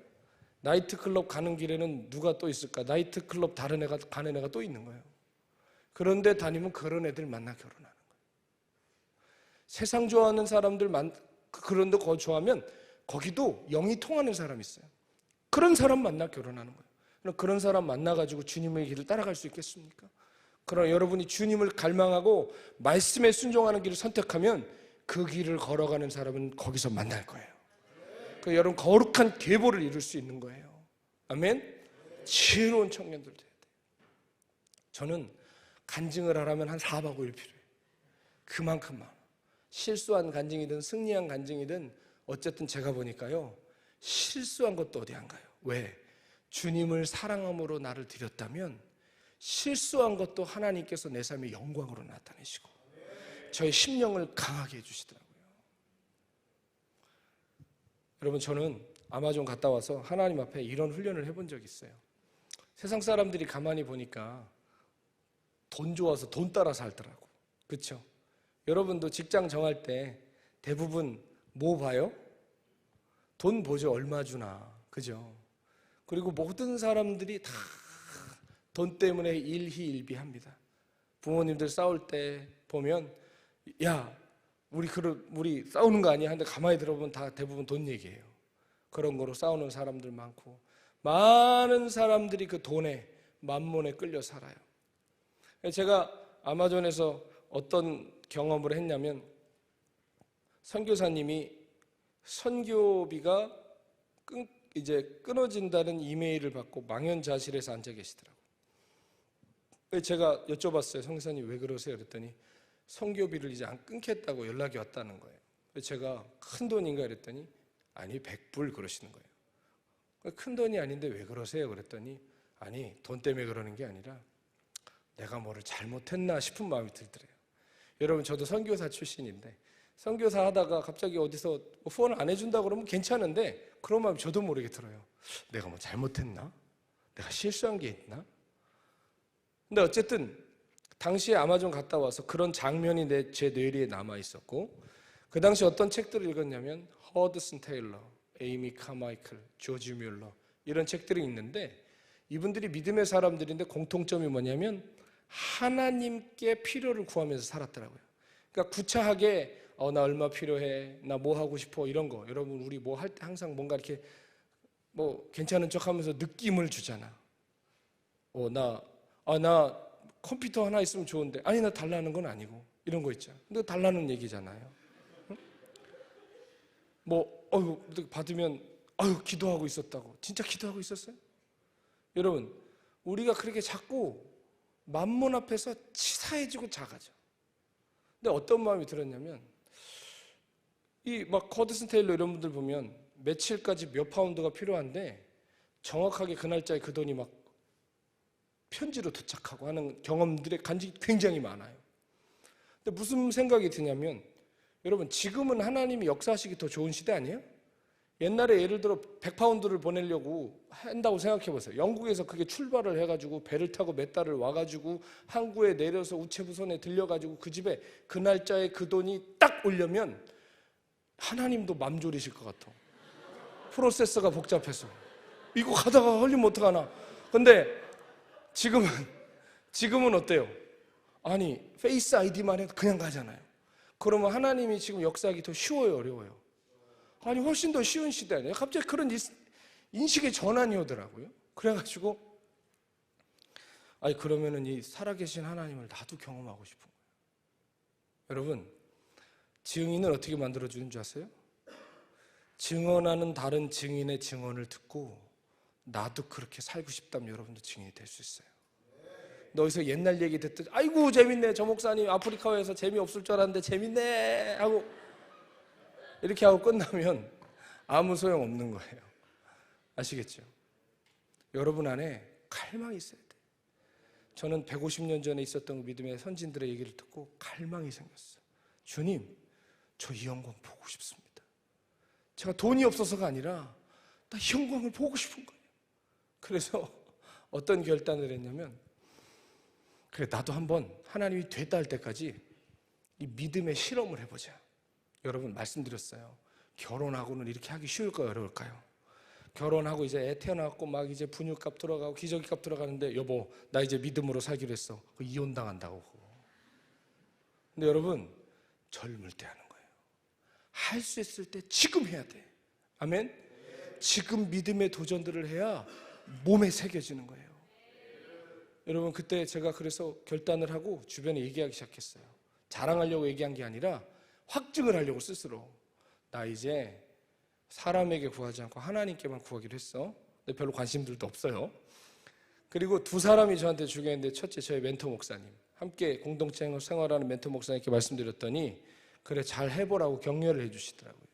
그리고 저희 어머니께 전화를 했어요. 왜냐하면 제가 당시에 월급이 50만 원이었는데 50만 원 갖다가 살기 쉽지가 않죠. 그 집안에 필요한 여러 가지를 제가 월급 받으면 뭐 샴푸 떨어지면 제 돈으로 사기도 하고 이것저것 하다 보면 돈이 없어요. 먹고 살기도 빠듯한데 그때마다 어떻게 했냐면 집에 전화를 했거든. 어머니가 학교 교직에 계시니까 어머니 저 돈 좀 보내주세요 하면 10만 원, 20만 원 이렇게 들어와 있어요. 그거 갖다가 나머지 살고. 어머니께 전화를 했어요. 어머니 저 이제 하나님께만 구하고 살기로 했고 어머니한테 돈 안 받습니다. 혹시 기도를 하시다가 아들의 생각이 나시면 얘가 필요한 게 없나 생각나시면 보내주시는 건 모르지만 제가 어머니께 먼저 달라고 하는 일은 없을 겁니다. 이렇게 얘기하면 어머니가 되게 야 너 철들었다 하실 줄 알았는데 아니 갑자기 우시는 거예요. 그래서 아니 왜 우냐 그랬더니 네가 고등학교 졸업하고 떠나서 집에 1년에 몇 번 오지도 못하는데 가끔 제가 용돈을 달라고 그러면 그게 기쁘셨대. 근데 그것마저 안 받는다고 하니까 속상하다고 그러시더라고요. 제가 뭐라고 그랬냐면 제가 하나님의 귀한 종이 돼서 어머니 기쁘시게 해드리겠다. 그렇게 딱 여러분 시작했습니다. 여러분 하늘문이 열렸을까요? 고생길이 열렸을까요? 여러분이 주님을 위해 뭔가 결단하잖아요. 하늘문 안 열려. 충분히 고생해야 돼요. 울며 씨를 뿌리는 기간이 있어야 돼요. 그래야 기쁨으로 단을 거둬요. 믿음이라는 건 딱 시작하자마자 바다가 쫙 깔려져 있지 않아요. 빠져 죽을 것 같고 숨이 넘어가는 위기를 겪어내야 돼. 그러나 그때까지 참고 기다려 믿으면 하나님 역사하세요. 여러분 생각해 보세요. 바로바로 나타나는 것을 믿는 건 실은 믿음이 아니에요. 그건 상식이지. 근데 끝났어. 이제 이거는 소망이 없고 아 끝났는구나. 그래도 나는 끝나도 하나님 앞에 서 있겠다 하고 있을 때 그때 기적이 나타나는데 그게 진짜 믿음이에요. 아멘. 제가 그 믿음의 실험을 하기 시작했는데 여러분 진짜 발을 동동 구를 만한 일들이 여러 차례 있더라고요. 차비도 없고 밥값도 없고. 근데 놀라운 건 제가 기억해서 적어놓진 않았지만 분명한 기억에 제가 밥을 굶은 적이 단 한 번도 없고 제가 차비가 없어서 학교에 못 가거나 할 일을 못했던 적은 단 한 번도 없었어요. 모르는 사람이 와서 태워주기도 하고 갑자기 누가 기도하는데 감동이 들었다고 그러면서 돈을 보내주기도 하고 그때마다 여러분 이게 재미가 있더라고요. 하나님이 하시는구나. 그런 걸 하나하나 느껴가기 시작하는데 어느 날 여러분 이 하나님의 테스트의 강도가 높아지기 시작했어요. 여러분 믿음도요 하나님 앞에 옳다 인정함을 받는 날이 옵니다. 아브라함도 처음에 말이 믿음의 조상이지 애굽으로 왔는데 가나안으로 왔는데 기근이 닥쳐있고 그러니까 애굽으로 도망가잖아요. 그렇죠? 그리고 애굽으로 도망갔다가 부인 보고 뭐라고 얘기해요? 분명히 당신이 이뻐서 사람들이 탐낼 거다. 여기서부터 관계 정리하고 가자. 불러봐 오빠 이렇게 한다고. 그래서 오빠랑 동생 사이를 이렇게 설정하고 애굽에 들어가고 치사한 인간이에요. 아브라함이 절대 믿음의 조상이 아니에요. 그런데 그를 누가 믿음의 조상으로 세우셨죠? 하나님이 믿음의 조상으로 세웠어요. 하나님이 아브라함과 언약을 맺자고 불러내시는데 그래서 아브라함이 새를 딱 쪼개놓고 그 새를 벌려놓죠. 그리고 그 왜 벌려놓냐면 당시에 서로 언약을 맺을 때 어떻게 하냐면 그 벌려놓은 새 사이로 이렇게 건너 지나가는 거예요. 그래서 서로 언약이 체결된 이건 뭐냐면 당신과 나와 세운 언약을 어길 시에 당신도 쪼개진 새처럼 죽을 거라고. 그게 당시에 서로 쌍방간에 맺는 언약이었어요. 근데 성경에 보면 아브라함이 하나님과 언약을 맺는데 아브라함이 잠이 들어요. 왜냐하면 하나님 나타나질 않으시는 거예요. 잠이 들고 하늘에는 이제 그 쪼개진 새를 노리는 솔개들도 막 날아다니고 근데 해질녘에 갑자기 하나님께서 오시는데 아브라함이 잠들어 있었죠. 그럼 우리 상식으로는 어때야 돼요? 깨워야 되지. 근데 하나님 아브라함을 안 깨우시고 홀로 그 쪼개진 새 사이로 지나가십니다. 여러분 보세요. 이거는 쌍방의 계약이에요? 일방적인 약속이에요? 일방적인 약속이에요. 너는 잠들어 있지만 내가 너와 약속하겠다는 거예요. 그리고 여러분 이 약속을 어기는 자는 이 새처럼 죽어야 되는데 여러분 아브라함과 아브라함의 자손인 우리는 날마다 하나님과 약속을 어기죠. 그런데 그럼 우린 심판받아야 돼. 근데 하나님이 그 심판을 누구에게 부으셨어요? 그 아들 예수님께 부으셔서 우리와의 약속을 계속해서 지켜가고 계세요. 포기하지 않으신다고.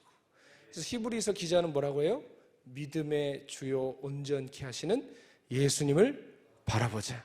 믿음의 주라는 건 뭐냐면 믿음의 창시자라는 거예요.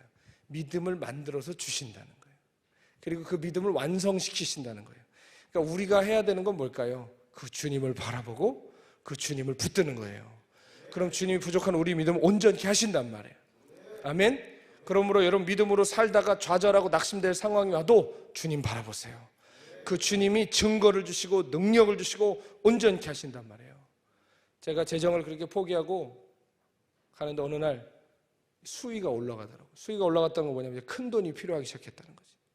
여러분 그때 갑자기 제가 중국의 어느 신학교에 가서 저희 멘토 목사님이 강의를 하고 오라고 그러셔가지고 100만 원이 필요했는데 100만 원 어디 있어요? 저 월급 50만 원밖에 없는데. 그래가지고 발만 동동 구르다가 교회에서 비행기표 다 해주셨는데 100만 원을 만들어 가야 되는데 이제 주일날 오후에 출발하게 됐습니다. 딱 이런 시간에.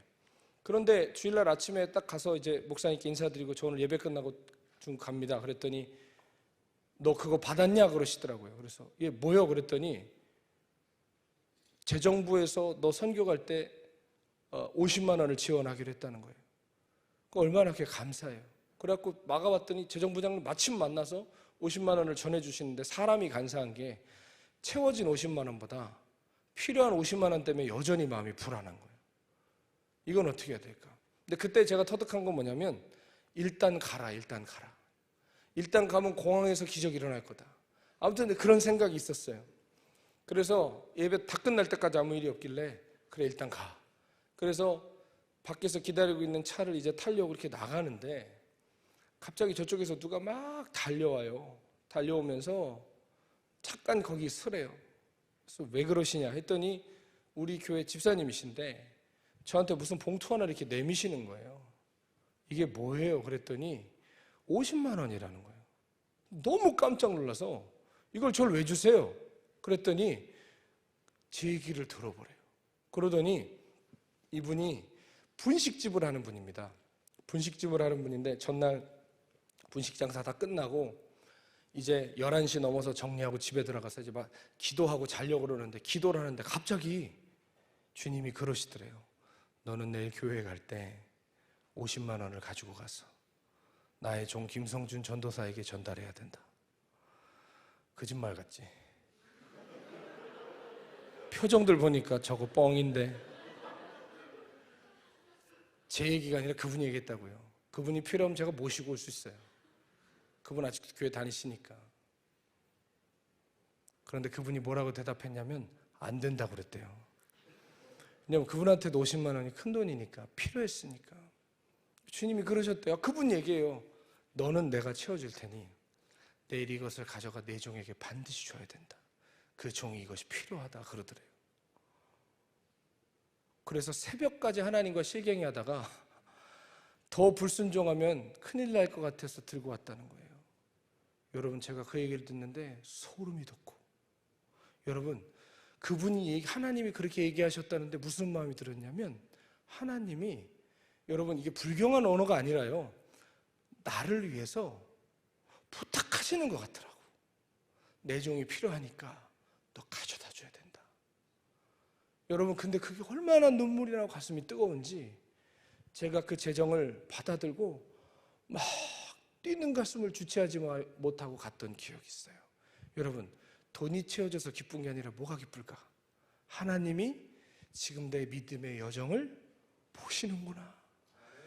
여러분 우리가 믿음의 결단을 했는데 가끔 그냥 진짜 세상 말로 뻘짓하는 것 같을 때 있어요, 없어요? 나 이거 뭐 하는 거예요 지금? 그럴 때 있어요. 근데 왜 이렇게 살아? 그런데 여러분 기억하세요. 여러분이 하나님을 사랑하고 믿음 안에서 살고 있다면 주님이 다 기억하십니다. 그렇게 했는데 여러분 나중에 마지막으로 하나님 그 영역에서 저를 인정해 주신 날이었어요. 그때도 똑같은 상황이었어. 어쩌면 중국에 갑자기 가야 되는데 3일 전에 갑자기 가게 돼서 비행기표를 급하게 구입했고 중국에 가야 되는 비자를 내야 되는데 진짜 그 당시에 돈이 1원도 없었어요. 지갑 돈이 하나도 없었어. 그래서 중국 갈 급행 비자가 당시 88,000원이었고, 또 우리 중고등부, 내가 중고등부 사역할 때인데 중고등부 아이가 새로 와서 신방을 하는데 피자를 사달라는 거예요. 당시에 10,000원짜리 피자가 고맙게도 나와가지고 대강 10만 원이면 되겠다 계산을 하고 딱 나갔는데 지갑엔 돈이 없었어요. 버스 카드도 얼마 남았는지 모르겠는데 에라 모르겠다 하고 버스 타가지고 딱 찍었는데 할렐루야 띡 하고 되더라고. 근데 240원인가 270원인가 잔액이 남았어요. 그 말은 뭘까요? 돌아올 때는 걸어와야 된다는 얘기인데, 여러분 다 자차가 있으신지 이런 저 같은 서민들의 고충을 모르셨던 것 같아요. 근데 270원인가 딱 떴는데 올 땐 걸어와야 되겠니? 근데 당시에 우리 사택이 얼마나 멀었냐면 제가 교회까지 걸어가 본 적이 있거든요. 2시간 반 걸렸어요. 멀리 있었어 사택이 그때.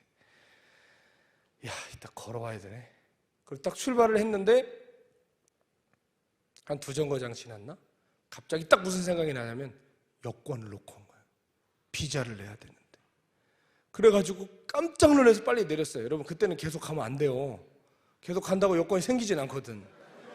빨리 내려야 돼 그때는. 얼른 내려가지고 정신이 막 나가겠는 거예요 이게. 그때가 제 기억에 토요일이에요. 그럼 여행사가 문을 닫으면 비자를 못 받아. 정신이 나가겠어. 그래서 내려가지고 막 저희 그 공동체 숙소 집으로 막 가고 있는데 저도 모르게 품에 전화를 꺼내가지고 전화를 하고 있더라고. 어디로? 어머니한테. 왜? 10만 원만 달라고 하려고. 여러분 제가 그렇게 안 하려고 결단했잖아요. 근데 사람이 너무 급하니까 그렇게 되더라고. 여러분 그게 죄는 아니야, 그죠? 그게 죄는 아닌데 제가 그 마지막 고비였어. 딱 전화를 했지. 어머니 했는데 잘 지내냐고 하는데 나 10만 원만 주세요 하는 얘기가 목구멍까지 차올랐는데 내가 그래도 살아온 시간이 있지. 말을 못 하겠는 거예요. 그래서 어떻게 했냐면 말을 뱅뱅 돌렸어. 건강하세요? 잘 지내세요? 요즘 뭐 하세요? 왜냐면 어머니한테 무슨 소리가 나오기를 바랬냐? 너 필요한 거 없니? 근데 우리 어머니 너무 착하셔서 제가 물어보는 것만 대답하시더라고요. 그래서 제가 통화를 하다가 이건 아니겠다 싶어서 끊었어. 끊고 그때가 이제 막 여름이 시작되는 이제 매미 들어오기 시작하고 막 더울 때 한국에 터벅터벅 하는데 여러분 사람이요 주머니가 비어 있으면 마음도 허전하고요 어깨에 힘이 없어. 하는데 나도 모르게 바보같이 눈물이 나는 거야. 왜냐하면 그동안 재정 싸움하면서 서러웠던 게 갑자기 확 몰려오더라고. 그러면서 눈물이 막 나면서 하나님께 뭐라고 기도를 했냐면 하나님 이 작은 종이 주님 더 사랑하고 싶고 주님 더 믿어드리고 싶어서 여기까지 왔다고. 주님이 저를 붙들어 주셔서 힘들 때마다 놀라운 기적을 이끌어 주셨는데 주님 오늘은 안 될 것 같아요. 오늘은 못할 것 같아요. 하나님 저를 불쌍히 여겨주시고 이 작은 믿음을 붙들어 주세요. 제가 울면서 갔어요. 그래서 사택 문을 열고 딱 들어갔는데 목사님 계시는 방이 문이 열려 있는 거예요. 그 목사님 계시다는 얘기인데. 그래서 거기 이렇게 빼꼼 갔더니 설교 준비를 하고 계시더라고요. 그래서 제가 그랬어요. 목사님 아직 안 나가셨네요. 그러니까 너 아까 나가더니 왜 들어왔냐 그러는데 돈이 필요했어요 라고 얘기하고 싶은 거예요. 근데 그거 얘기 안 하고 이제 이미 그런 기도까지 다 하고 마음이 이제 팍 가라앉은 상태예요. 그래서 목사님 방에 약간 냉기가 있길래 그 냉기 좀 쐬고 가려고 이렇게 가만히 쪼그려 앉아 있다가 한 10분 정도 있다 그래 일단 가는 거야. 일단 가는 거야 하고 다시 일어나서 목사님 다녀오겠습니다 하고 딱 나서는데 갑자기 야 잠깐만 그러시는 거예요. 그러더니요 갑자기 옆에 있는 가방에 손을 쑥 집어넣으시더니 저한테 딱 꺼내주시는데 10만 원짜리를 주시는 거예요. 여러분 제가 그거를 보고 받는 순간 그 자리에 주저앉았어요. 그러니까 저한테 그러시는 거예요. 너 왜 그러냐요. 그럼 목사님 이걸 저한테 왜 주냐고 저도 그랬어요. 그러니까 알고 주셨냐 그랬더니 뭘 그러는 거예요. 그래서 사정을 설명했죠. 목사님 저 지금 이랬어요. 그러니까 그래서 그랬구나. 네가 나가는데 하나님께서 너에게 이거를 꺼내 주라고 그러셨다는 거예요. 그래서 주시는데 내가 얼마나 감격스럽겠어. 그래가지고 나와가지고 동네 가게에서 빨리 버스카드 충전한 다음에 가서 이제 빨리 급행비자 내고 교회 갔는데, 이게 감사한 건지 불행한 건지 오래 시간이 딜레이 돼서 신방학위원회가 안 온 거예요. 그러니까 마음에 또 감사해. 이제 10,000원이 굳었으니까. 그래서 아휴, 10,000원 굳었어 하고 이렇게 이제 시간이 갑자기 딱 떴잖아요. 그래서 여러분 졸지 말라고 오후에 제가 일부러 재밌게 많이 합니다. 예. 여러분 지금 제일 졸릴 사람 누굴까? 나 수요일 날 왔어요, 여러분. 저 쉬지도 못했어. 지금까지 계속 집회했어요. 조금만 힘을 냅시다. 이것만 하고 끝낼게요. 자, 그래서 제가 시간이 딱 떠가지고 어떻게 해야 되지? 하는데, 그래, 내가 오늘 하나님께 큰 은혜를 입었는데 감사기도를 드려야 되겠다 하고 지하교육관에 가서 무릎을 딱 꿇었는데, 그때 지하교육관 컴컴하고 바닥에 마룻바닥이었어요. 꿇고 뒤에서 뭐 주야 한 것도 아니고 막 전쟁 같은 시간 끝났으니까 이제 막 마음을 가라앉히면서 그냥 그랬어요. 하나님 감사합니다. 오늘도 주님이 저의 믿음을 붙들어 주셨어요. 주님 고맙습니다. 또 그랬는데, 여러분 용서하세요. 이런 얘기 해도 이상해 보여도 나는 뭐 이제 며칠 있으면 도망가면 되니까. 갑자기 여기 가슴에요, 여러분 우리가 커피숍 가면 진동벨 주죠. 그러니까 진동벨이 세잖아. 그래서 이게 진동벨인지 소리벨인지 모를 정도로 진동이 세잖아요. 근데 그거 한 10배 정도는 될까? 갑자기 가슴에 웅 하고 막 울리는데 귀에서 소리가 들리는 것 같아. 웅 하고 막 여기서 들리는데 갑자기 너무 크고 분명한 소리가 들리는 거예요. 어떤 소리였냐면, 나를 의뢰하는 자에게 내가 어떻게 부어주는지 너는 이제부터 보게 되리라.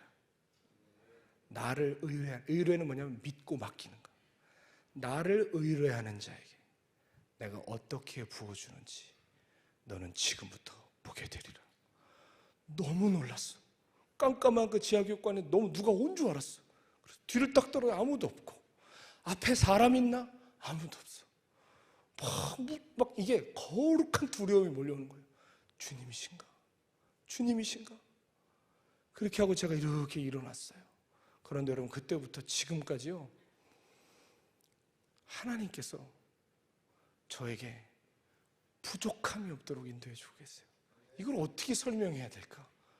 이걸 어떻게 설명해야 될까? 하나님이 저에게 항상 부족함이 없는 좋으신 목자로 일하고 계세요. 여러분, 저는 재작년에, 이제는 재작년이 아니군요. 3년 전에, 2년 반 전에 이 인천 청라에 교회를 개척했습니다. 생각보다 교회가 무섭게 부흥해서 1년도 안 되는데 성도가 한 1,100명 정도 됐습니다. 거기서 사역을 하다가 갑자기 케냐의 나이로비 한인교회에서 청빙 요청이 들어왔습니다. 말이 청빙이지, 거기 담임 목사님이 이제 코로나도 오고, 코로나가 오면서 교회가 무너지면서 더는 계실 수가 없는 상황이 돼서 한국으로 나오시는데 거의 저한테 구조 요청을 하시듯이 오셨습니다. 저는 갈 수 없었어요. 왜냐하면 큰 교회를 두고 작은 교회를 못 간다 이게 아니라, 개척한 지 1년도 안 됐는데 어떻게 이걸 두고 가요? 그럼 무책임한 거지. 그래서 안 된다고 얘기했습니다. 저는 못 가고 갈 수가 없습니다. 기도하겠습니다. 그런데 가만히 제가 기도를 하고 또 멘토 목사님과 상의를 하고 기도를 하니까 무슨 마음이 들었냐면, 예수님이시라면 어떡하셨을까? 예수님이시라면. 여러분, 재밌는 게요, 사람이요, 젊은 나이에 교회가 커지니까 그거 아세요? 주변에서 나한테 갑자기 잘해줘. 이 사람 저 사람 찾아오고요, 여기저기서 부르고요, 여기저기서 나와달라고 그러고요. 여러분, 야, 목회자가 이러다 가겠구나 싶을 정도로 쭉쭉쭉 뭐가 나오더라고요. 여러분, 그렇게 어떻게 보면 재미를 보는 상황이었어요. 그런데 갑자기 지금 다 떠나고 애들까지 다 합쳐서 20명도 채 남지 않은 그 교회 와달라고 하는 것은 저에게 있어 너무 힘들고 어려운 제안이었어요. 근데 그거 하나 생각해 봤어요. 예수님이라면 어떻게 하실까? 만약에 거기가 미국이나 캐나다 같은 진짜 잘 사는 나라라면 교회 크게 상관없이 너도 나도 간다고 하겠지만 아프리카는 아무도 안 갈 텐데, 더군다나 지금 코로나로 모든 교회들이 문을 닫고 재정적으로 어려운데 그렇게 하면 저 교회는 어떻게 될까? 점점 그런 생각을 하니까요, 제 입술에서 찬양이 나오기 시작하더라고요. 푸른 바다 나서니 몸 어디든지 가오리다. 괴로우나 즐거우나 주만 따라가오리니. 산에서 가서 기도하며 그 노래를 계속 불렀어요. 왜? 마음을 굳히려고. 저는 음성 듣고 가지 않았습니다. 대단한 요청받고 가지도 않았습니다. 그냥 예수님이시면 갈 것 같았고, 예수님이셔도 하셨을 것 같았고, 저의 한 가지 소원은 뭐였냐면 조금이라도 젊은 날 제가 하나님을 그렇게 해서 기쁘게 해드리고 싶었어요. 제가 나이 들어서는 할 수 없는, 늙어서 할 수 없는 산 제사를 하나님께 드려보고 싶었어요. 그래서 케냐로 한 달 만에 정리하고 12월 1일에 도착했습니다. 폐허같이 돼 있는 사택들, 유리창 다 깨지고, 여기 진짜 사람 살았던 데 맞나 할 정도로 깨지고 무너지고, 여러분 교회 문이요, 놀라지 마세요. 저 교회 출입문이요, 썩어가지고 3분의 1이 뜯어져 나가 있었어요. 그 상태로 오랫동안 어떻게 이렇게 방치를 했나. 근데 알고 보니까 교회 재정이 100만 원도 없더라고, 우리 돈으로. 그러니까 저도 어떻게 사례를 받아야 될지 모르겠고, 어떻게 삶을 이어나갈 수도 없는 그 상황에 뚝 떨어졌어요. 사람들은 그래도 뒤에 큰 목사님 계시니까 다 도와주셨겠지. 여러분, 지금까지 1원 한 푼 저는 누구의 지원도 받지 않았습니다. 일부러 그렇게 저를 훈련시키시려고 그랬다고 저는 생각을 하는데요, 그러니까 처음엔 너무 막막했어요. 그런데 오래전 그 주님의 약속을 기억했어요. 나를 의뢰하는 자에게 내가 어떻게 부어주는지 너는 이제부터 보게 되리라. 나를 여기까지 인도하신 하나님. 그래서 저는 기도하기 시작했어요. 주님이 약속하셨거든. 제가 기도할 때마다, 하나님 어떡하냐고 울 때마다 주님이 그러셨어요. 너는 항상 부족하지 않을 것이다. 항상 부족함이 없을 것이다. 저는 그 주님을 믿습니다, 여러분. 사랑하는 여러분, 제가 잠깐 짧은 저의 젊은 날의 간증을 했지만, 여러분의 젊은 날 자꾸 높은 데로 올라가려고 발버둥 치지 마시고 빈들로 가십시오. 인생의 빈들로 가셔서 살아계신 하나님과 독대하시고 그분이 주시는 말씀을 기다리십시오. 하나님의 영이 담기신 그 말씀이 여러분에게 임할 때 여러분이 세상에 내놓을 증언이 생길 것입니다. 그 증언은 마귀의 머리를 밟고 지옥을 흔들고 영혼들을 건져내는 능력이 될 것입니다. 여러분, 저는 지금 이제 곧 다시 아프리카로 돌아가야 됩니다. 기꺼이 돌아갑니다. 가면 또 어려운 일이 있고 여러 가지가 있겠지만 기꺼이 갑니다. 저한테 소원이 하나 있어요. 여러분, 저 목사 자랑질하는 거 아니야? 그게 아니라 저 여러분 청년 때 여러분과 나누고 싶어요. 제가 미국이나 캐나다나 이런 데 집회를 가면 누가 와서 교회 청빙을 해요, 저를. 그래서 애들 학비 다 대주겠다, 무슨 집 사주겠다, 온갖 약속 다 해요. 그러나 저는 가지 않았어요. 그거 물지 않았어요. 왜? 저는 그래도 한 가지 자존심 있습니다. 주님이 말씀하실 때까지 있는다. 절대로 좋은 거 보고 따라가지 않는다. 절대로 눈에 번쩍거리는 거 보고 덥석덥석 물지 않겠다. 주님의 말씀이 임할 때까지 나는 여기 있는다. 저 그 분명한 마음이 있습니다. 그리고 언젠가 주님의 말씀이 임하면 아무것도 남겨놓지 않은 채로 저 갑니다. 사랑하는 여러분, 제가 어떻게 그렇게 할 수 있을까요? 저는 젊은 날 제 삶을 하나님께 드려봤습니다. 하나님이 주신 약속들이 있습니다. 저에게는. 저는 그것을 믿습니다. 그래서 오늘도, 내일은 모르지만 오늘도 주님을 따라갑니다. 사랑하는 여러분과 그 영광의 자리에서 만나고 싶습니다. 시간이 지날수록 인생의 파도에 그냥 휩쓸려가는, 시간이 갈수록 사라져가는 인생들이 아니라 하나님 앞에 더욱 분명해지고 그 약속을 믿고 그 은혜 앞에 세상을 향하여 증언할 수 있는 저 여러분 다 되시기를 예수님을 간절히 축원합니다. 찬양합시다. 주가 일하시네. 우리 가사 함께 고백하면서 찬양하겠습니다. 날이 저물어 갈 때, 날이 저물어 갈 때, 빈들에서 걸을 때, 그때가 우리 인생의 가장 힘들 때, 가장 어려울 때, 그때가 하나님을 경험할 때입니다. 내 힘으로 안 될 때, 빈손으로 걸을 때, 내가 고백해 여호와 이래. 다시 고백합니다. 날이 저물어 갈 때, 날이 저물어 갈 때, 빈들에서 걸을 때, 그때가 하나님의 때. 내 힘으로 안 될 때, 내 힘으로 안 될 때, 빈손으로 걸을 때, 내가 고백해. 그렇습니다. 하나님이 준비하십니다. 그때를 기다리셔야 돼요. 주가 일하시네. 주가 일하시네.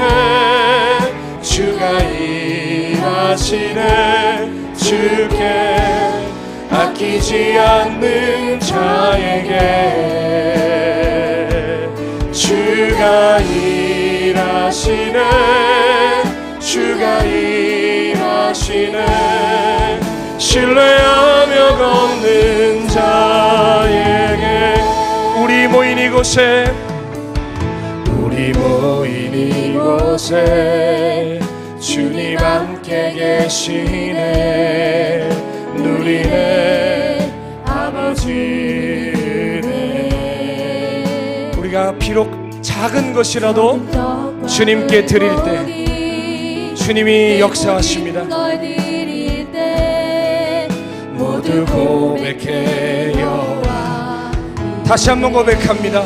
우리 모인 이곳에, 우리 모인 이곳에 주님 함께 계시네.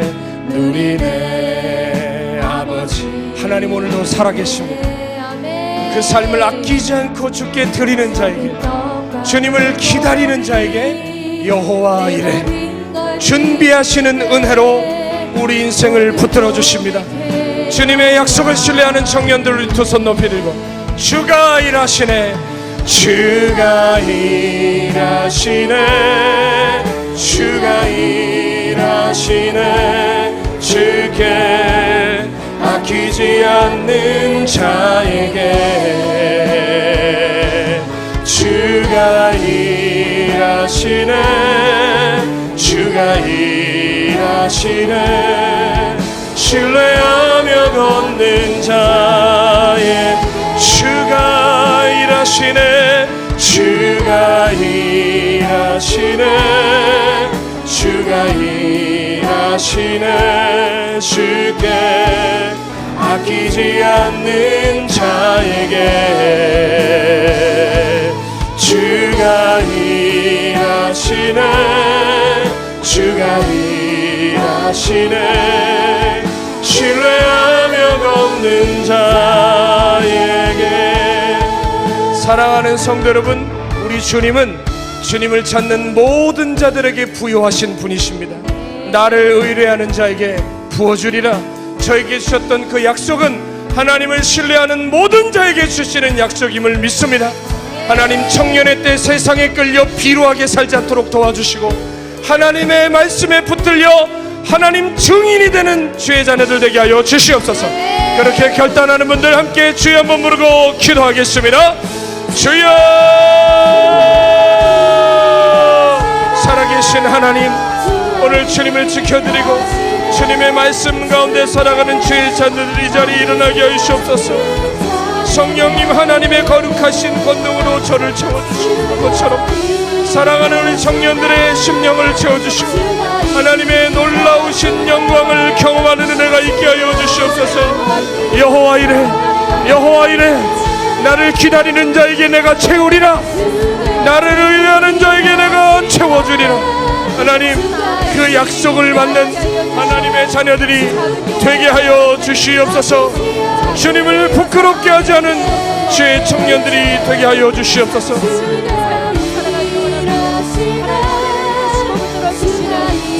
하나님, 우리의 전부를 드릴 수 있는, 하나님 우리의 전부를 드릴 수 있는 마음을 하나님 오늘 이곳에 우리에게 부어주시기를 소원합니다. 세상의 논리를 따라 살지 않게 하시고 하나님 아버지 주신 은혜와 믿음을 따라 살아가는 귀한 청년의 딸을 보내게 하여 주옵소서.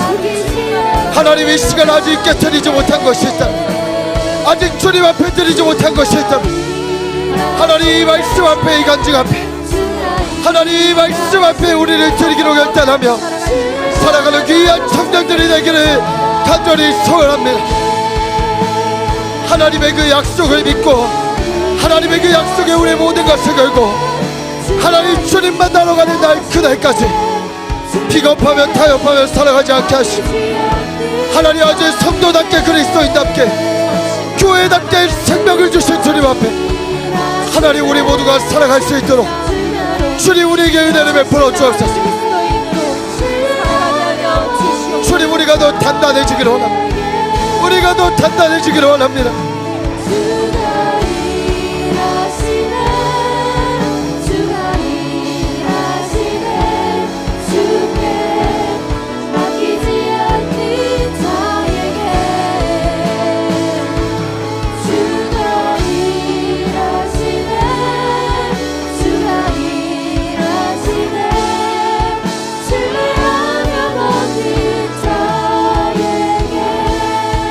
사랑하는 여러분, 우리 한 가지만 더 기도합시다.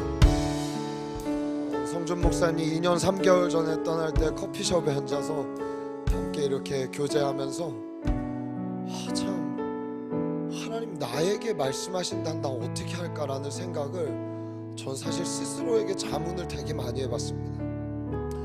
근데 그때 제가 성준 목사님 만났을 때가 코로나로 숨 넘어가는 그 순간을 견뎌내고 만났는데도 더 주님 앞에 계산하고 따지려고 하는 제 모습 안에서 하나님께 얼마나 회개하며 또 그렇게 주님 앞에 고백했는지 모릅니다. 여러분 어떠세요? 주일날 여기 와서는 다 드리는 것 같고 수련회 와서는 뜨겁게 기도하면서 드리는 것 같은데 삶에 가서는 여전히 타협하고 포기해버리고 그래도 라는 말을 붙이면서 그래도 이건 아니니까, 그래도 이렇게까지는 아니니까 이야기하고 있지는 않습니까? 이런 믿음의 사람들 풀무불에도 들어가고 우리는 많은 성경의 이야기들 또 오늘 목사님의 간증까지 많은 이야기들을 모르는 게 아닙니다. 못 들은 게 아닙니다. 사랑하는 여러분, 우리에게 이제는 이 모든 스토리들이 저와 여러분의 스토리가 되기를 간절히 소원합니다. 하나님 전부를 걸게 하여 주옵소서. 전부를 드릴 수 있는 믿음으로 나를 이끌어 주옵소서. 여러분 이제부터 진짜 믿음의 씨름을 할 수 있는 청년교회로 거듭나기를 소원합니다. 하나님 청년의 때 내 삶을 드리겠습니다. 온전히 바치겠습니다. 여러분 남의 눈치 말고 그렇게 결단하시는 분들 자리에서 일어나십시오. 주님 내가 이제 계산하지 않겠습니다. 말씀인즉 순종하며 따라가겠습니다. 아골골짝 빈들이라도 따라가겠습니다. 우리 주님 나에게 약속하셨으니 나를 이끌어 주옵소서. 이것이 나의 갈망입니다. 우리 두 손을 주를 향해 들고 주님 나를 붙들어 주옵소서. 나를 사용하여 주옵소서. 우리 주여 삼창하고 기도하며 나갑니다. 주여 주여 주여. 살아계신 하나님 나의 이야기가 되기를 소원합니다. 주님 우리 참으로 연약하고 부족하지만 형편하고 보잘것 없지만 하나님 우리에게 주님께 붙들리고 싶은 마음 갈망함들이 꺼지지 않게 하여 주시고 순간마다 찾아오시고 말씀하시는 주님이 가슴에 우리의 삶에 가득 임하여 빈들에 임하였던 그 말씀, 빈들에 붙드셨던 하나님의 그 은혜가 우리의 삶에 지속되게 하여 주십시오. 하나님 50%, 60%, 70%, 99%가 아니라 100% 주님 앞에 온전히 갈망하며 드리는 하나님 귀한 청년들이 되게 하여 주시옵소서. 하나님 이때 어두운 때 마지막 때 많은 사람들 타협하며 많은 사람들 이 길을 가다 고꾸라지며 많은 사람들 뒤돌아서는 이때 주저앉아 있는 이때 하나님 아버지께 붙들만은 귀한 주님의 종들로 일어나게 하여 주옵소서. 주님 우리를 사용하여 주십시오. 주님 우리를 사용하여 주십시오. 하나님 부족한 종들을 사용하여 주십시오. 성령이 우리에게 그 마음을 주십시오. 우리에게 그 말씀을 주십시오. 우리의 평생을 불타올 만한, 우리의 평생을 붙잡을 만한 말씀을 주십시오. 많은 걸 알아도 살아내지 못한 삶이 아니라 한 절을 알아도 한마디를 들어도 살아내는 자들 되게 하여 주옵소서. 큰 것 화려한 것 쫓아가는 삶이 되지 않게 하시고 가장 작은 것 비천한 것 주님이 기뻐하는 것이라면 취하는 삶이 되도록 사랑하는 주님 우리의 마음을 두드려 주십시오. 우리의 마음을 붙들어 주십시오. 주여 주여 아버지 하나님 붙들어 주옵소서. 우리의 참된 회개가 터지기를 소원합니다. 우리의 얼굴을 주님께로 돌이키기로 결정합니다. 우리의 삶을 주를 향해 걷기로 결정합니다. 아버지여 우리를 사용하여 주옵소서. 아버지여 우리를 사용하여 주옵소서. 아버지여 우리를 붙들어 주옵소서. 주님의 그 강한 손으로 우리를 붙들어 주옵소서.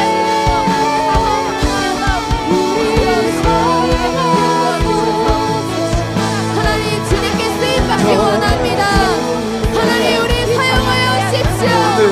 십자가와 붙잡고 나아가겠나이다. 하나님 우리 붙잡아 주십시오.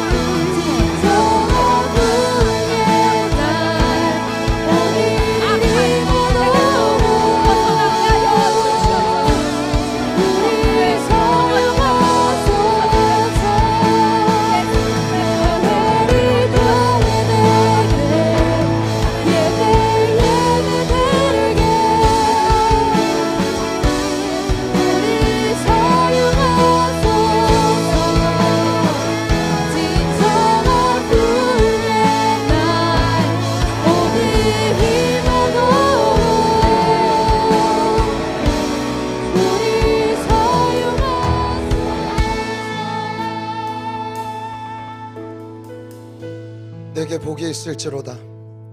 내가 큰 일을 행하겠고 반드시 승리를 얻으리라. 하나님 큰 일이 화려한 것인 줄 알았습니다. 하나님 승리가 웅장한 것인 줄 알았습니다. 그러나 우리의 삶의 작은 부분에 있으면 우리가 간과했습니다. 주님 회개합니다. 작은 씨름에서 작은 싸움에서 주님이란 뭘 기뻐하실까 선택하는 귀한 청년들 될 수 있도록 주님 우리 모두를 붙들어 주십시오. 보잘것없고 연약한 자들, 하나님 그 핏값으로 사셨사오니 예수의 벌로 이들을 덮어주시고 인쳐주시어서 하나님 아버지, 내일부터 시작되는, 아니 지금 이곳을 벗어나면서부터 시작되는 삶의 현장 가운데 주님이 원하는 것 말하게 하시고, 주님이 원하는 생각을 품게 하시고, 주님이 가라는 곳으로 갈 수 있는 귀한 청년들 될 수 있도록 주님 붙들어 주셔서 우리의 작은 순종들이 쌓여 하나님 나라를 이루어갈 수 있도록 주님 복의 복을 더하여 주옵소서. 하나님, 그러한 마음을 가득 담아 가장 작은 것 주님 앞에 뺏겨드려 예물로 드립니다. 이 예물이 쓰이는 곳마다 주님 나라가 임하게 하시고 주님 영광 받는 놀라운 일들이 일어나게 하여 주옵소서. 주님, 우리의 몸과 시간과 열정, 우리의 야망을 위해 쓰임받지 않게 하시고 하나님의 비전을 위해 쓰임받을 수 있도록 주님, 그 길 끝에 반드시 우리 주님 팔 벌린 곁에 우리가 뛰어갈 수 있도록 우리에게 힘을 더하여 주옵소서. 감사합니다. 오늘 주님 은혜 주심 이걸 담아 이젠 진짜 살아내는 우리 청년교회 모든 지체들 되게 하시고 기도와 말씀에 깨어 이 마지막 때를 준비하는 마지막 주자들로 살아가게 하여 주옵소서. 모든 영광 주께 올려드리며 이 오늘 말씀 살아계신 우리 구주 예수 그리스도의 이름으로 기도합니다.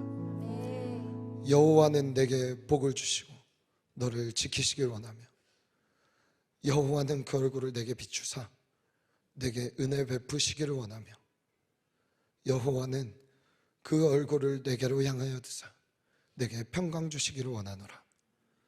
지금은 우리 구주 예수 그리스도의 은혜와 하나님의 사랑과 성령님의 감화 감동 교통 역사하심이 가장 작은 것이라도 주님이 원하신다면 기꺼이 기쁨으로 순종의 길을 걷기로 결단하는 시냇가 푸른 청년교회 모든 지체들과 시냇가 푸른 나무교회와 또 오늘 예배하는 모든 한국교회들과 열방에 흩어져 있는 주님의 모든 몸된 교회, 특별히 김성준 목사님이 두고 온 케냐의 나이로비 한인교회 위에 이제로부터 영원까지 함께 하시기를 간절히 축원하옵나이다. 아멘.